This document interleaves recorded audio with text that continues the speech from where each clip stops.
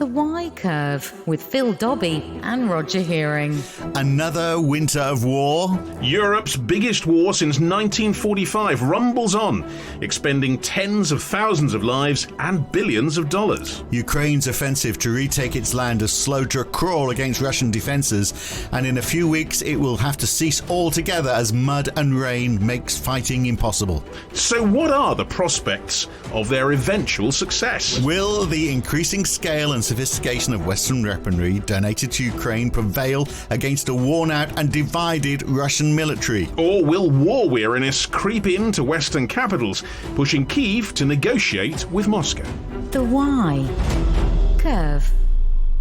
It is a very dirty, long and protracted war, isn't it? And it looks like 18 months now. Yeah. And it's not going to, I don't think anything's going to change over the winter. What has surprised me is it's quite an old-fashioned war, isn't it? You know, it's like trenches and, you know, throwing bodies at it, basically, rather than sophisticated machinery. Well, you've got drones. It's become a drone war, and that's sort of naval drones and air drones. I mean, that I think is the big development in a way, but nothing is enough, it seems, to be a decisive blow either way. But even with drones, you know, you think, well, drones are just people sitting in a control room a long way from the war, just, destroying things. But no, we are still there with trenches and people and landmines, obviously. That's the big thing. These massive amounts of mines. Apparently it's some enormous quantity more than would be normally laid under military manuals. The Russians have just absolutely, completely laced the place with mines. So there's regulations or standards. Well, regulations. I mean, the Russians care tuppence about regulation. Well, they don't, of course not. And that's the thing. Yeah. I mean, is there such a thing as a fair war? I mean, it's a crazy term anyway. Isn't it? A horrible, horrible war. You know, a lot of people have died, and a lot of them civilians, and still are.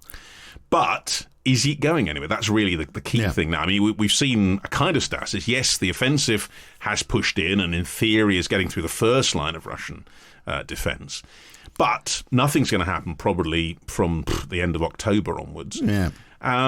So what happens, in the next year? We wait for another offensive next year. What goes on? And what happens within Russia? So, I mean, well, there was this hope, and it seems like we can forget that now, that maybe the Russian people would wake up to the fact that they are the aggressor in all of this. But it seems like the attitude hasn't shifted a great deal, even with sort of like, an attack, supposed attack, a failed coup. Yeah, and the war being brought home to them with, the attacks on airports and buildings in Moscow. They can't say it isn't on their doorstep. Yeah. So does it step up so that they see more of it? And because that is the big, that has been a big fear, hasn't it? Let's not give too much in the way of long distance weaponry because we want it to be contained within the borders.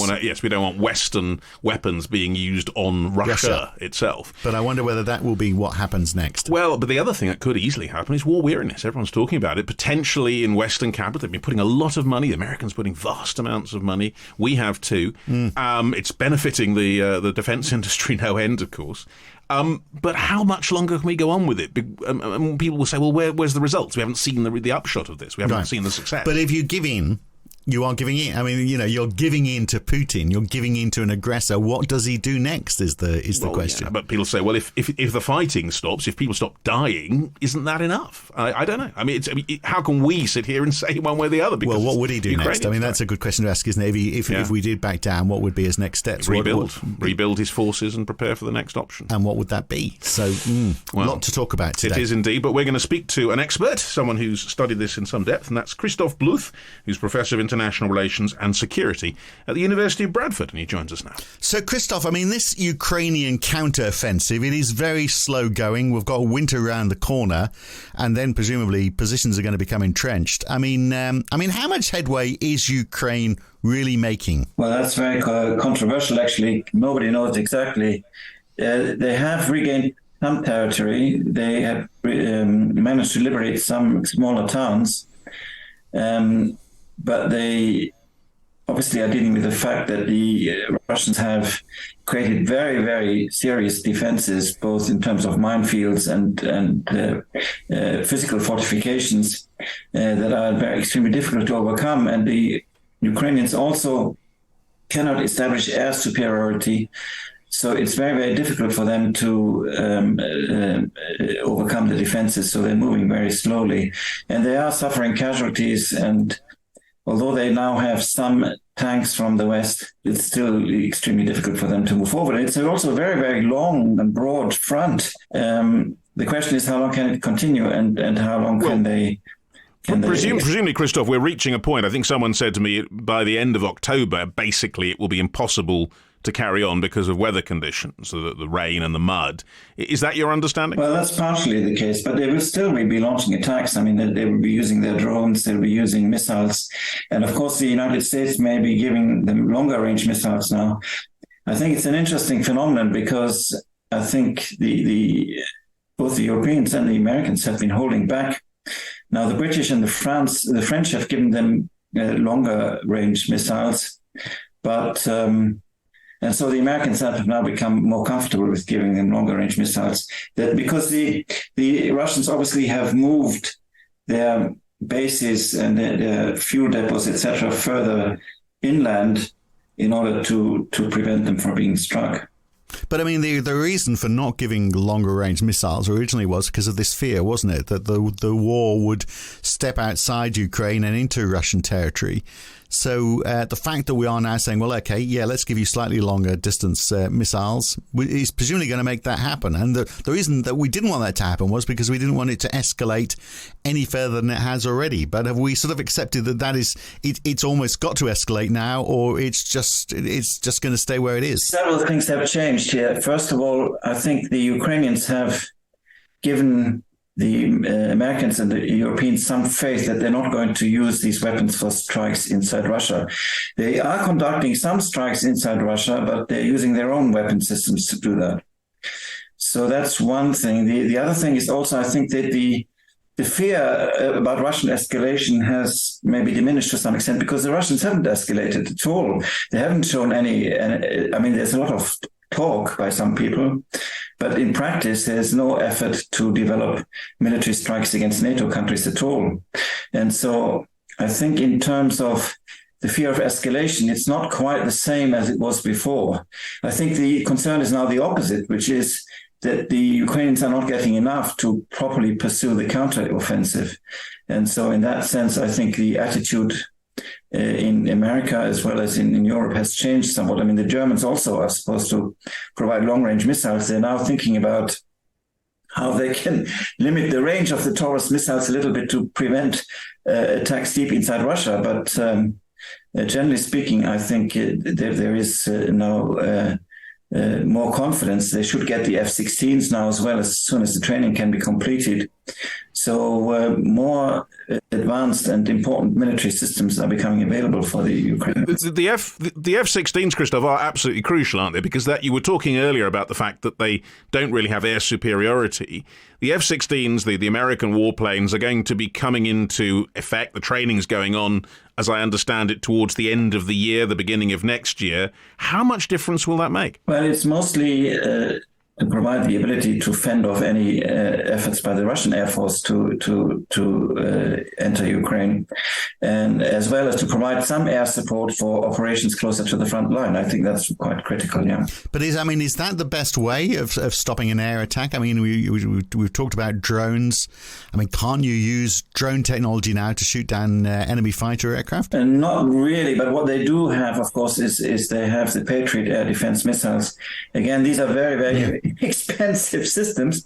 They're very, very effective, especially against aircraft. They're even effective against ballistic missiles. But the fighters obviously have a sort of multi-role because they're both capable of attacking on the ground as well as defending against incoming Russian aircraft. So you talk about the expense of it all. If you've got a very long war, does it just become a question of who's got the deeper pockets? And how far can Russia go? I mean, interestingly, Russia's not spending a huge percentage of its GDP on fighting this war at the moment, is it? Well, I would deal with all these figures take them with a pinch of salt. With caution. I think, yeah. You can't always tell whether they're accurate, I guess. Yes, I mean, I think a lot of the Russian industry is now focused very much on producing ammunition and other items for the conflict. So you'd say they're on a war footing. This is a country on a war footing. To a significant extent, yes. I mean, obviously, Putin is trying to minimize the effect of the war on the civilian population in Russia, because if at the moment he is still enjoying quite a bit of support, at least as far as we can tell. But if people are starting to suffer seriously, then that could change. So he has to bear that in mind as well. But nevertheless, he's trying to focus as much as possible the industrial capacity on resupplying ammunition, artillery shells, missiles, etc., because the usage is absolutely horrendous if you think about it. I mean, tens of thousands of pieces of ammunition, of shells used every day. So the problem is obviously in Europe and the United States is that there is this ambivalence to some extent of how to support and to what extent to support. And there are some people who are arguing the support is not sufficient, and that we should push much harder to get this conflict resolved more quickly. Well, that's. I wanted to sort of draw back, perhaps, from the literally what's going on the battlefield, but in that way to talk about where the strengths and weaknesses are. Now, before we get on to Europe and the US, what about in Russia? You talked about how Putin has to try and avoid people suffering there. Now, we know in the last 6 months there have been a lot of upheavals in Russia. There's the whole Wagner mutiny, if that's what it was. Various senior officials appearing to be demoted or disappearing. And also, of course, Ukrainian attacks inside Russia. To what extent do you think Putin is weaker now than he was 6 months or a year ago? And how far can he keep this war going? Well, that's an interesting question, which obviously we don't quite know the answer to. But yes, he is weaker, obviously, because much of the Russian elite now is against him.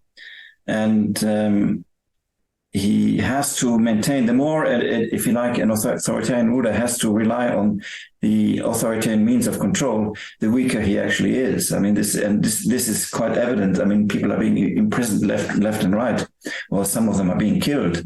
And the reason for that is because Putin fears his own people to a significant extent. And at some point, there is a tipping point, obviously, when the support fails and the regime collapses. When that is going to happen, or if that is going to happen, is a bit unknown at the moment. The one thing that Russia has going for it is that it can continue to earn foreign currency by selling oil and gas. And the other thing is about sanctions. I mean, the sanctions are very severe and they're hitting Russia very hard, but they take a very considerable time to work their way through the economy, and they can resort to all kinds of countermeasures, import substitutions. They have a certain amount of support from China with civilian goods coming in and probably some military goods as well. This is going to take quite a long period of time. And the other issue, of course, they're facing is that so many young Russian people are dying. That, again, at some point may generate political discontent, but hasn't so far. Well, yeah, Ukrainians are dying as well, of course. And so that's, that raises the question as well. Does this, I mean, you can't just keep on killing people on either side. You're not only going to run out of money. And obviously on the West, perhaps that's not an immediate problem because the West is going to keep on pumping money into Ukraine. But they could run out of people. Well, they're not going to run out of people very quickly, but yes, it is a serious issue. The difference in Ukraine is that for the Ukrainians, this is a question of national survival.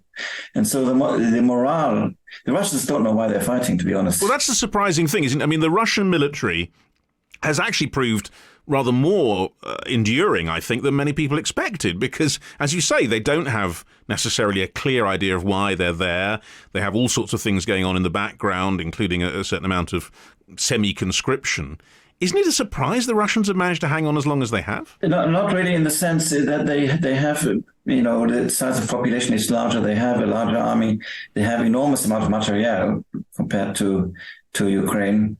And of course, but they are desperate, obviously, because they're now resorting to taking criminals out of prison. They're even resorting to foreign fighters, going to take some North Koreans to fight for them, for example. So they are experiencing enormous stresses, and you're right in the sense that it's not going to last forever. At some point, a breaking point is going to come. Now, for now, Putin still has been able to somehow sell the idea that it is linked to Russia's national survival, which is an absurd idea on the face of it. I mean, if you think about the relationship between Ukraine and Russia, Ukraine couldn't threaten Russia. That's ridiculous. But so far he's been selling this idea, obviously, by saying it's the West that is behind all of this. But the West is not invading Russia. The West actually has been a source of consumer goods for the Russians. So at some point, this kind of false image may no longer be sustainable. But it's a man fighting for his own life, isn't it, really? I mean, in many ways. I remember seeing years and years ago an interview when he was Prime Minister talking about Putin. Yeah, and Putin was there saying that really you have to become president because it's a dangerous position to be in, to be Prime Minister, because the president might not like you. And he said for a family man, that's a dangerous position to be in, implying that, you and your family could get bumped off. So you have to be president. I mean, it just shows the brutality of this nation. So he's obviously there thinking, well, if I don't win this, I'm a dead man. So he's fighting not for his political survival, but he's surviving. He's fighting literal for his life. Survival. Yeah, that's true now. I mean, I think this wasn't quite the case when the war started. I mean, if you look at in more detail as how this war started, there are various points at which Putin was quite ambivalent how to proceed, and eventually decided to go in the direction in which he went. And it wasn't necessary for him to do. I think even now, really, to be honest, he could find a way of halting the war and trying to just rely on the gains he now has. If Putin was going to say this is what the deal is going to be, and we're not going to destroy Ukraine, then there would be also external powers that might support that. So at the moment he's digging, he's in a hole, but he's digging more and more. Well, let's pick up that point, because that is an interesting one. The suggestion that you made there, that there would be certainly people who would be pushing for a kind of armistice, let's call it. The Russians stay where they are, the Ukrainians stay where they are, and there are peace negotiations. And that idea has been around, and to some extent has some support in the West, I think. Potentially, if there's a Trump presidency next year in the US, it might get more support. But do you see that support for that growing, perhaps as a kind of war weariness takes hold? Well, the surprising thing is, in a way, that the conservatives in the United States in particular, except the old Cold Warriors, are very much sort of on the Trumpian side of things, if you like, in terms of reducing support for Ukraine, or not seeing Ukraine necessarily as a matter of vital interest for the United States. It is quite possible that if there's a Republican president, that they're going to try and limit support for Ukraine. The difficulty at the moment is that there is no sign that Putin is seriously willing to negotiate. I mean, if you think as an analogy, the end of the Second World War, I mean, we were all against Stalin and the occupation of Eastern Europe, but there was no military means to do anything about it. So there wasn't a peace treaty, but there was just an acceptance of the territorial status quo temporarily. And the same with the division of Germany, which was never actually accepted by the West, but it had to be tolerated until it could be overcome politically. Now, there may be, on a smaller scale in Ukraine, maybe the same thing, which is that we say, okay, we don't accept the occupation of Crimea, we don't accept the occupation of these parts of eastern Ukraine, which have been now sort of technically annexed by Russia, but we may tolerate that temporarily, as long as the fighting stops. Something along those lines might be conceivable. I don't think a peace treaty, an actual peace, would be more difficult, because then it would acknowledge that some of the areas that have been taken by force somehow become legitimately Russia's to annex. Right. So I'm not but even if that will happen. Even if it's not a peace treaty, though, I mean, the idea that, fighting will stop now and people will just hold the territories they've got, I mean, that sounds as though that would be unpalatable on both sides, wouldn't it? Well, it kind of depends on what they get in return. I mean, there is this real issue of lifting of sanctions, and I'm not sure that there's going to be lifting of sanctions if Russia persists in holding on to territory that doesn't belong to it. So there may be an agreement to stop fighting, and the question of Ukraine's status, is Ukraine going to be in NATO? Is it going to be in the EU? Those are also issues that for Russia are important. I don't think Russia will get a neutral Ukraine if Russia occupies any territory of Ukraine. So it may actually miss some of the main alleged targets of its operations if it holds onto territory. The one sort of people we haven't mentioned really are the Ukrainians themselves and the government and Zelensky. I mean, they certainly on the surface say no, absolutely no territorial concessions at all. How strong do you think Zelensky and his government are, and the Ukrainian army? I mean, how successful are they likely to be if they stick to that position? Well, they are, obviously. I mean, Zelensky's performance as a wartime leader has been absolutely astounding. But it has to be said also, and there's a great unity. I mean, the interesting thing is that the kind of divisions that existed in Ukrainian society prior to the conflict have virtually disappeared. I mean, they are all Ukrainians now. And even those who come from Russian-speaking areas. We don't really know what's going on exactly in the occupied territories, but a lot of people have been ejected from those territories.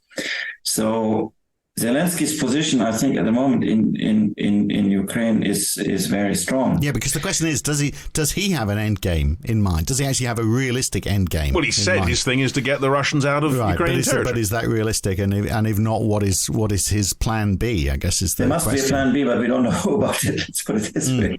I mean, because it's not an easy one, is it? Well, I wonder whether, I mean, the hope has been obviously that plan B is that Putin is somehow loses power and miraculously gets replaced by somebody who wants an end to this war, which we don't know is necessarily going to happen. And with that, we sort of hoped that perhaps within Russia there'd be this realization that perhaps they are the aggressor.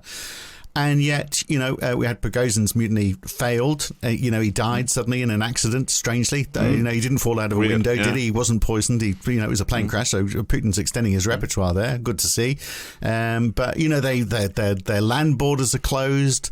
Those sanctions that we talked about, people will be feeling the effects of all of that. And yet, seemingly they are still supporting Putin. And in fact, if those sanctions tighten, you could say that it might help Putin. Of course, Putin only cares about Putin. And if there's more sanctions that are hurting his people might feel more anti-West, which is going to improve his position, ironically. That's the case generally with sanctions. I mean, we've seen this in other cases as well. So sanctions are problematic. Nevertheless, I think there are serious risks for Putin because of the tightening of the economy, and that will continue further. I think that the economy will further tighten and the situation will become more difficult, partly also because those people who have been the wealth generators in Russia largely have left the country. And so with the entire kind of intellectual class trying to leave the country, it'd be very, very difficult to move towards a modern economy on the basis of that kind of situation. So the economy has suffered in very serious ways. So it may very well be the case that if there is an effort to replace Putin, then I think the whole power of the regime will collapse once again. So, Christoph, we've been kind of talking about a situation almost like a kind of log jam in a river. At some point, one of the logs will move. I mean, from what you know and what you think, and it's awful to ask people to speculate, but where do you see it? Do you see a sudden Russian collapse? Do you see a back-off in Western support for Zelensky and perhaps war weariness? What is the log in all this that's going to move? Is it even a Ukrainian victory? The situation in Russia obviously is very tense because the more authoritarian a regime becomes, the more unstable it is in principle. I mean, this stability that we see at the moment is kind of maintained with the use of force, and the use of force is becoming more and more necessary, which shows that once it's no longer effective, then the regime will collapse. But the problem is that nobody knows. I mean, some people are even speculating that the Russian Federation, which we have to understand, the Russian Federation itself is a peculiar mix of different nationalities. There are well over 80 different nationalities inside the Russian Federation. So it's not a natural state in that sense. And so it could actually break apart into different sections as well. That's not inconceivable. Yeah, there's speculation, isn't it, that is happening, that some of the leaders of some of those regions or some of those people are planning something, but obviously it's pretty difficult to take on the might of greater Russia. But Christoph, you reckon if whatever's going to, you think that the break in all this, you think is more likely to come in terms of a Russian collapse or a Russian failure or Putin's removal? That's where you kind of see what might change in all that. That's one route. The other route is that the Ukrainians make much greater breakthroughs in their counteroffensive eventually, and therefore the Russian position becomes much less tenable inside Ukraine. And then obviously there could be rethinking of how sustainable their position is. So there are different ways. I mean, I think there are people in the United States. I mean, the former ambassador of the United States to Russia, Michael McFaul, he has argued we should put in all our military efforts immediately, not sort of step by step, as it has been going on for now, and just really push the Ukrainians very, very hard to obtain a much greater progress and in fact, move closer to at least some sort of victory in Ukraine. Well, I mean, on that, there must be some quick way of removing landmines, aren't there? There must be some technology. If there are so many landmines that are laid there, then, I mean, that would be the first win, wouldn't it, to get rid of those, so you can regain some of that territory? Or is it not the case? It's just an old-fashioned weapon that's difficult to beat. It's very, very difficult to beat. It would take a lot of wide area explosions to clear areas from landmines. But it would be, the key thing is to create channels for the counteroffensive to actually move forward, so that they can then force the Russian troops to surrender or eliminate the holding positions of the Russian troops. But the push that push that McFaul is talking about would surely, I mean, that takes us back to the risk of Putin escalation, surely, and that is still a risk, even if it hasn't happened so far. If he sees that happening, maybe he does. You know, we talked in the past about potentially nuclear escalation. Yeah, but this is true. This is very risky. First of all, the Americans have told the Russians that if they use nuclear weapons, the war will come to them. You know, they have made it very clear that their current reticence to get involved in the war. What's interesting is that Biden has refrained from making nuclear threats himself. But I think they have told the Russians that they cannot count on Americans staying out of the war if they use nuclear weapons. And in fact, we have David Petraeus has threatened, if the Russians use nuclear weapons, then immediately the United States should destroy the Russian armies and the Black Sea Fleet. So I think that we have to understand, of course, Putin knows exactly that the United States could, within half an hour of making a decision like this, basically destroy Russia from beginning to end. Now, of course, the capability exists the other way around. And of course, it's a terrible, terrible thing to do. But the physical capacity exists. This is the paradox. And the Russians know this. So, that shows mutually assured destruction, That's works. the Cold War all over again. So hence we are fighting a long and dirty war. But how long do you think, Christoph? Because, we talked about all these things that may happen, and you clearly think the Russian element is the one likely to break, either through Ukrainian military success or political instability. But we've kind of been talking in these terms for a long time. What do you feel is the timescale? Do we see the spring offensive, perhaps, by the Ukrainians as being the cracking point, or is it all going to carry on during the winter? How do you see the timing? Yeah, that's very, very tricky. We obviously see that the NATO is warning that there might be quite a protracted war, talking in terms of years, which I think is problematic because the political pressures that might build up. It depends, obviously, very crucially on what is going to happen in the United States presidential election. So I think the contrary argument is that the Ukrainians have to be given much more decisive military support in order to, as you say, accomplish something of this order during the spring offensive. And that's not inconceivable. They may finally destroy this bridge, which will make resupply of the Crimea more difficult. This is the bridge between Russia proper and Crimea, isn't it? The Kerch Bridge. Right, the Kerch Bridge. And then if they manage to degrade the Russian the Black Sea Fleet, which they're doing to some extent, they have already sunk a number of ships or damaged a number of ships. Then it becomes over time less and less sustainable for the Russians to continue. So if it does find some sort of compromise, whatever it might be, whether it is just a period where there's no further fighting, everyone's taking stock of their position, there's protracted negotiations going on. We know in the meantime Donald Trump will be very happy about this.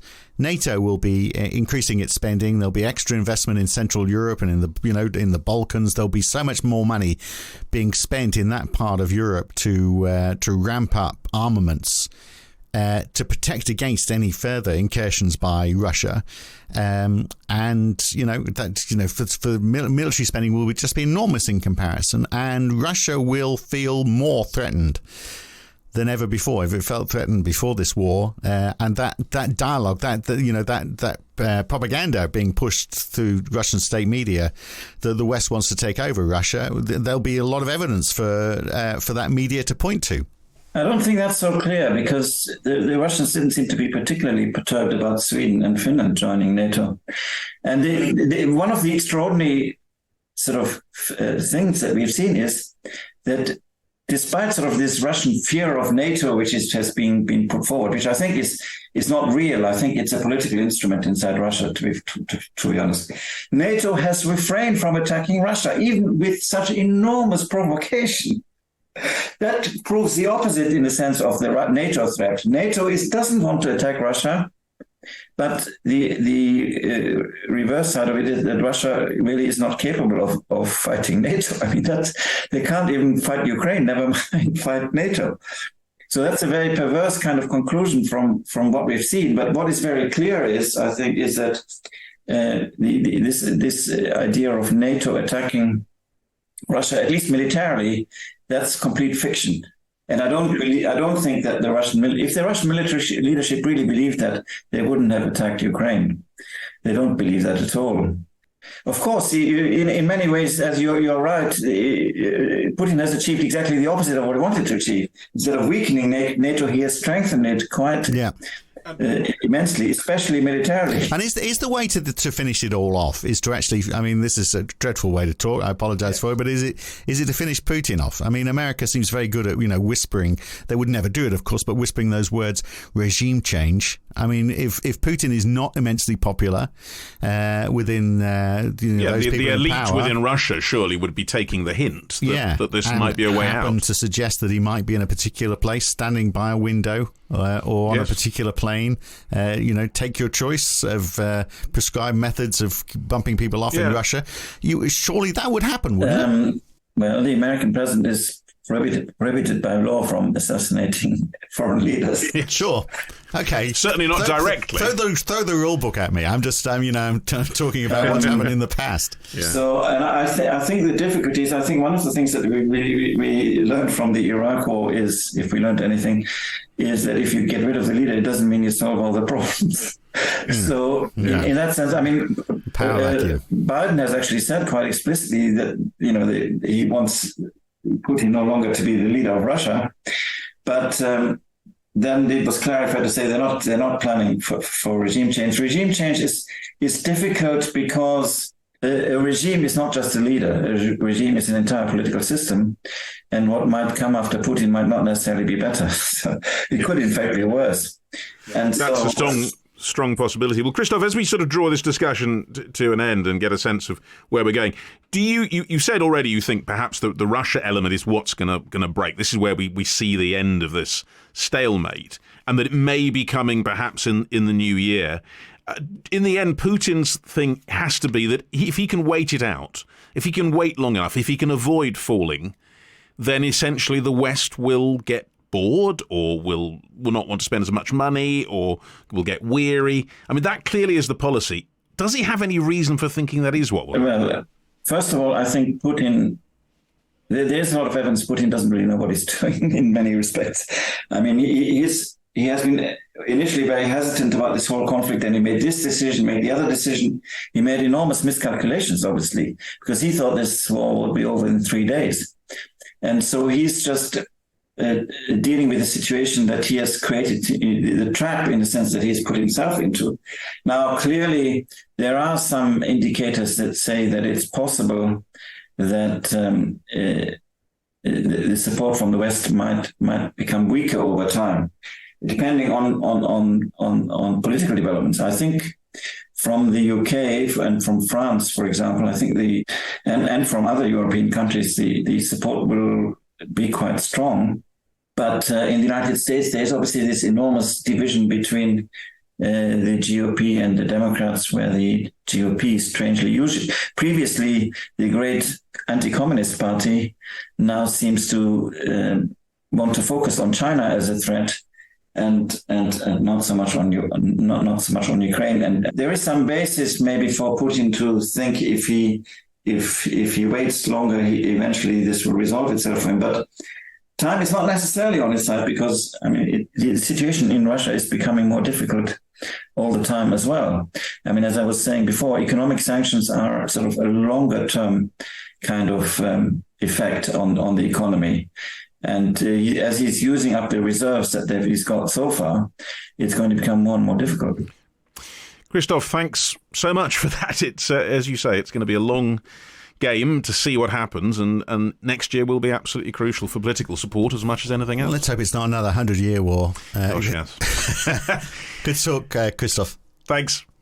Okay, thank you. I don't know. It seems like you're furrowing your brow. There's a furrowed brow in here. It's an unresolvable problem, isn't it? I don't think it is. I think it will be resolved, but I think it will. We just don't know how years. And how long it will take. But I think there's a great appetite for it resolving quickly, in the sense that I just think all the money and all the lives and everything else. But as he said, you could lose Putin, and then you don't know what you're going to get. Tell you next. what else is chewing up money? Go on, then. Twitter. Yes. So Elon Musk X now. What a stupid name. X. Yes. if you search for it, you can tweet people, but you can't Google X people. I know exactly. It means something different. The guy is an idiot. He had he had a verb, didn't he? Basically, and he's thrown it away. And then if you search for X on Google, get anything. Porn. You get porn. Basically. Yes. Yeah, exactly. We don't, of course, because we don't go anywhere near. Well, I'd obviously got all that turned off for our search engines. But look, here he is saying he wants now. He's thinking everyone's going to have to pay for Twitter, not just those people who are going to pay their $8 or whatever extravagant sum it is. Everyone is going to. And the reason he's giving for that is, and he might have a point on this, is that you need to be able to identify who you are. And so, because otherwise it's all bots, or it could be people who are trolls, whether they are computer trolls or actual people who are just there spreading their lies. Anonymity has always been the big issue, and was also the case on with emails and made up addresses. But it can also be a good thing sometimes if it enables. It can if you're trying to campaign against a bad regime and you don't want to get identified. Yeah, that's right. Or you're just taking a stand on anything at all. Actually, where you're worried that if you get identified, you might have people sticking firebombs through your letterbox. So there is a reason for you to be able to be anonymous, but there's a difference, isn't there, between you being anonymous but actually being recognised as being a real human being. It's just so you can get on the net and do stuff, but you don't have to expose who you are. There is the rub, you see. So anyway, I think that might be Elon Musk's point might be, if you pay me some money, fortunately, I'll know you're a real person because I've got your bank account details. I don't have to tell everybody else who you are. Well, so long as I know who you are, that's all good. Yes, but also then if the authorities come after and say, why is all this stuff, this nonsense about anti-vax or whatever getting out there, you can actually say, well, it's this person. Yeah. And in theory, at least taking away anonymity will end sort of the horribleness of the net. Right. Not that I don't support anti-vax, but I don't think anyone should be going after anybody because they are anti-vax. So, but then, again, that might be a case of you take that stance, you don't want to have people firebombing. Therefore, a subject for discussion, I think is the answer. And that's a discussion we'll be having next week on the Y Curve. So we'll see you then. Thanks for listening. Bye. The Y Curve.